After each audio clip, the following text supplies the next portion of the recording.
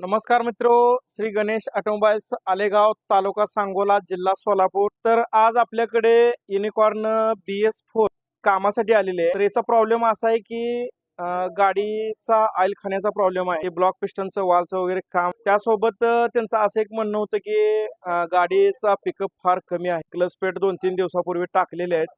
Clutch पेडचं काय काम करू नका असं सांगितलं होतं मला. तर क्लच पेड त्यांनी बदललेले असताना स्पेशल टूल्सचा वापर नाही केल्यामुळे तर याचा हाऊसिंग आणि प्रायमरी गिअरचा प्रॉब्लेम आलेला आहे. तर गाडीचे फायरिंग बदललेला आहे. तर गाडीचा क्लच सोडताना आवाज येतोय. तर आपण तो पण प्रॉब्लेम सॉल्व्ह करणार आहे. तर याला काय केलं गेलं आहे, तर याला क्लच पेटा टाकताना ऍक्च्युली युनिकॉर्नच्या क्लच पेटा टाकायला पाहिजे होंडाच्या. तर याला हिरोच्या क्लच पेट वापरताना जे स्प्लेंडरला वगैरे वापरले जातात तर त्या क्लच पेटा ह्याला वापर. तर या गाडीसाठी 5 क्लच प्लेट येतात, फिक्शन प्लेट.